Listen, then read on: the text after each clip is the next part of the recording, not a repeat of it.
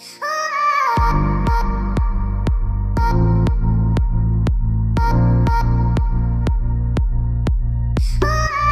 mamuni akwa ba eba Melodies TV so. Ghana sisi ano. Ebi mo ayo adwen se bo muni ate. Udi agra. Bo bi bebu. Sisi that's the order of the day. Mama wati asese first. Sami asaka wa ba ya na Ghana for edi boom brofofo di boom brofofo no. Sisi ase mbrofofo ni nate. Nti Ghana fo no. Omo de aba Ghana fo ne so. Ena trese. All sorts of fraud ekoso. Na nini name no we online stores. Yes, the online stores in this country, they've come to stay. Na nini name no yati omo ase o hwe Tonaton Jumia mpo de say no de fraud and shade ni hosa. But we share those online stores they say Tonaton bako yesi your friend no Gigi, like those kind online stores na saying Nkrofo akwakogu so there are genuine people there. Now so akromfo nso efrem. Abranti a na picture eda screen so no. Wo yobi a wotela pass. Ena ye chi no. Nini na sa nkro no sem ya ena ye de achi no. Na sa de we me nim kra no I have heard from three different people ye did the same thing ayomo. And still ye did nkrofo wo ba bi nso ye de ye no. Na ono so de na meka.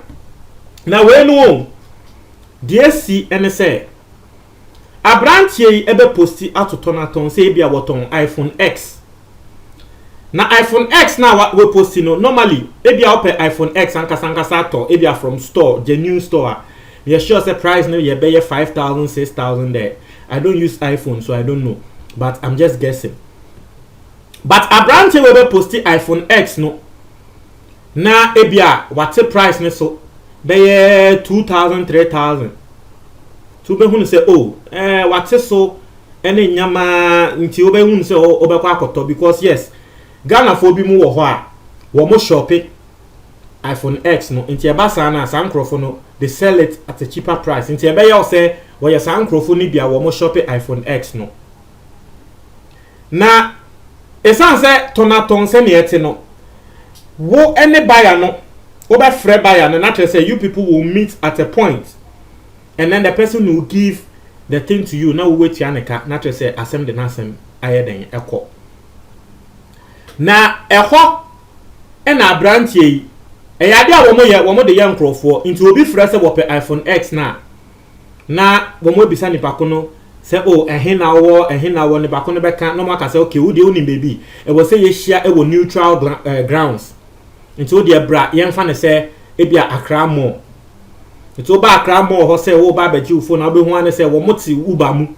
wo mo aso air confine no mo ebie ka na ma say wo nso betinem obetinim anu mo yi phone na ma into the oye ne say iPhone X no wo kita ba ko a asay eye condemned just say no put the enye phone kra say condemn kra ye ka say ton 1 cedi kra wo nto ona wasanso ekita ba ko a eye papa inti de papa no obeye fi box ni mu na waso na wa wekita fine inti ukita fine a obeka say okay open na we scanner man we scanner man na afei waka say oh fa phone ni mra no fa nche box ni mu ma waji phone na de asay no eda na nchen ubon say de asay ni mu na we na ode de asay ni mu out of box ni mu ebe ya o say papa no na wato because we ni age iPhone X I turn 5,000 6,000 no. We know they are 3,000. My phone so papa. So when you age, so this share boy and the ascending so no and the papa no, the same thing. So you don't see any difference. But just that I know na so. No they are no ash box ni mo no the amount. Or no what in the wuba mu. O we are pa we took up. Ube he na ube do fie. Na wo ba wo be so phone na enso e ho na be say yes ye de ayew nkrofo bebre ye de ayew mo na we ya ade bia e koso na brantie ya ne picture eda screen so yi se dwumedie yi na wo kokodi ye na wanye lucky na ya chi na so ayeshi em say wanye lucky baby o de ko fire no wan fa ye nkofu na ni da ho na wo mo achi na so aye hye ewiase a wo wo o de wo si nipa na wo bebu se bempe bi asa nti wo no da chi bi no ebe si uye oye de me say wiase won ade a wo be ye bia no wo betua ho ka o. And then aside this no there's also bakubia eno nso wo mo eye eno no wa wo ton ade no e na ye de ye o nti ya ma no say wo say we post wo ton aton say e bia wo ton laptop na kronfo no aye na adwen afre say obeto laptop no na for the laptop na hia no mo be decide baby ado be hia no kronfo no oba no o twika nti wo hwe laptop na wo hwe laptop no oni no waka ni hu wo hwe laptop na waka say oh oni bibi o de tinaka nim se onu na ekita laptop no so be say wo koka nim no se tinaka nim na mo fa ha se enko bank na won konko yiska ma wonu bie ne door no etine mo kita wo laptop no wo bie ne door e de laptop ne tinaka nim unsu be bie door no wo bia embie wa lock vroom na weti aka no so wo ko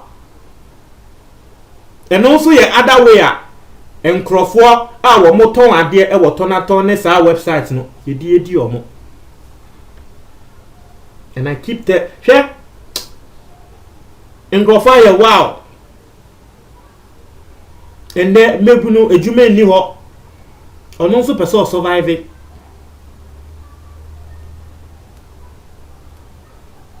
ti de wodi si ne nisuni obi abre ni mojani enya ne 3000 ndega na 3000 cedis ba mesre ya eya ya to ade e wo online so no e wo se yehu se enyama bi wo ho a se ne ayate price ne so no e ye too obvious se ade wei sebe fault bi wo ho ana se ye di bu wa ho se phone na ya to no 5000 6000 no bi dia beto wo se wo to no 2500 3000 e wo se who said no there's something wrong.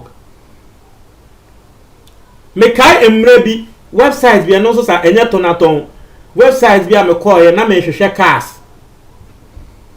na me person a local bi ato na me dey am rounds enti e ho na me ko hu car Toyota MSS aka na fe ni Toyota mattress no me as aka na enya de a me nigye ho but price no enema e che me o se Toyota mattress very nice I say 8,000. Me say 8.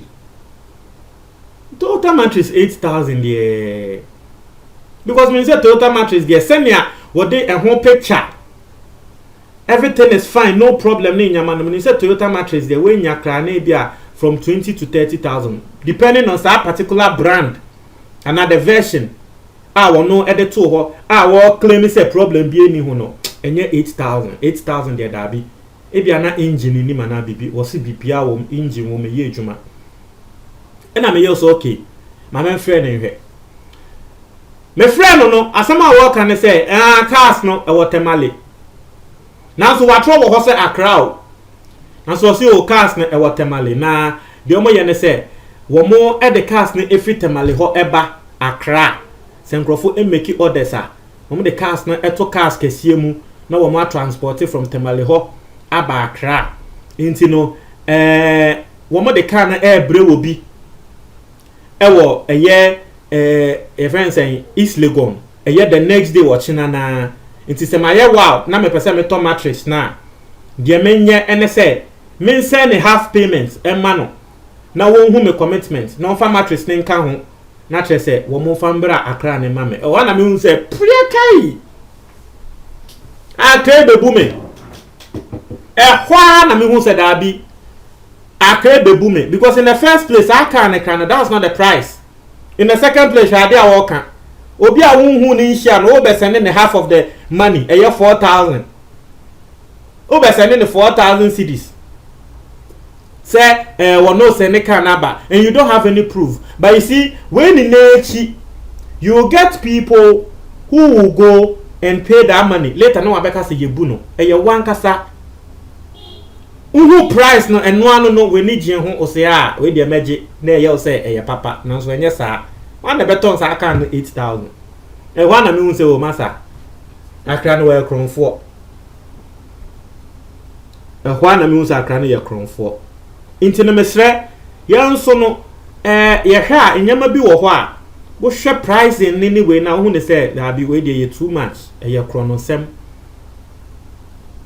o ya ko ye ni bra enu ne edi benya o ti mo ntra mo adwon comment box me chie for me da ase